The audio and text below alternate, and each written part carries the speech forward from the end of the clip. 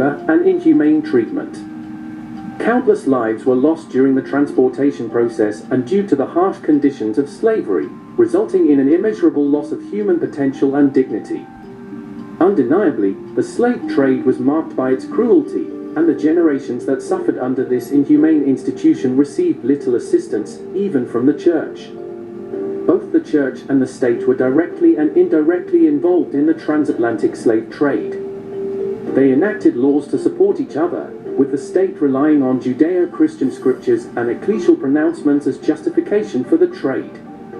Some cited biblical passages like Leviticus 25 verses 40 to 60, which allowed the Israelites to buy and keep slaves, as well as the fact that the apostles never called for the emancipation of slaves, to rationalize the trade. They perceived the trade as something divinely prescribed in sacred scriptures. The Catholic Church played a role in promoting the slave trade and provided directives to countries to create and utilize slaves. In 1452, Pope Nicholas V issued the bull Dum Diversas, which authorized the Portuguese to conquer Saracens and pagans and consign them to perpetual slavery. Pope Calixtus III reaffirmed the bull in 1456, and it was renewed by Pope Sixtus IV in 1481 and Pope Leo X in 1514, along with Purcell's De Noctionis. The concept of assigning exclusive spheres of influence to certain nation-states was extended to the Americas in 1493 by Pope Alexander VI within Turkey Terror. In the early stages of the slave trade, some religious leaders believed that it was necessary for the state's existence. Certain missionaries, monks, and nuns even engaged in the trade. Slave raiders would have chaplains with them in the castles, witnessing the atrocities inflicted upon the slaves before they were taken to the Americas. Throughout history, passages from the Bible concerning the use and regulation of slavery have been employed as justifications for both keeping slaves and guiding how it should be done. Consequently, when the idea of abolition was proposed, some Christians vehemently opposed it, citing the Bible's acceptance of slavery as proof that it was a normal condition. George Whitefield, a prominent figure in American evangelicalism, campaigned in Georgia for the legalization of slavery, joining the ranks of the very slave owners he had previously denounced. Whitefield, an Anglican cleric and evangelist, was instrumental in sparking the Great Awakening and reached millions with his sermons. It is surprising that someone who professed to preach the gospel truth and love God, like Whitefield, would support the enslavement of people solely based on the color of their skin.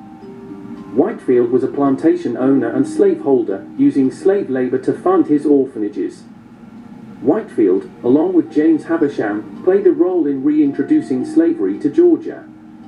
Slavery had been outlawed in Georgia in 1735, but in 1747, Whitefield attributed the financial struggles of his Bethesda orphanage to Georgia's ban on black people. He argued that Georgia's constitution was flawed and that the colony couldn't thrive without slaves. Black slaves were eventually permitted to live in Georgia in 1751, largely due to Whitefield's efforts. Upon Whitefield's death, Selina Hastings, Countess of Huntingdon, inherited his slaves and kept them in bondage. Hastings, an English religious leader, played a significant role in the Methodist movement in England and Wales, despite her ownership of slaves. Both Whitefield and Hastings demonstrated how individuals who professed faith and love for God could still support slavery based on financial and practical interests. In Europe and the United States, some Christians went as far as arguing that slavery was justified by the Bible's words and doctrines. Jefferson Davis, the President of the Confederate States of America, asserted that slavery was established by the decree of Almighty God and sanctioned in the Bible from Genesis to Revelation. Religious leaders like Richard Furman, a Baptist leader, supported this stance by citing the Bible's acceptance of slavery, both through precept and example, as evidence that it was a normal part of life. Catholic bishops in America also refrained from opposing slavery, despite the presence of large Catholic populations in states like Maryland and Louisiana. Even the Archbishop of Baltimore, John Carroll, had 2 black servants, one of whom was enslaved. It wasn't until 1839 that Pope Gregory XVI issued the bull In Supremo Apostolatus, which appeared to condemn slavery. However, Bishop John England of Charleston refuted this interpretation, claiming that the Pope only condemned the slave trade, not the ownership of slaves. No pope had ever condemned domestic slavery as it existed in the United States.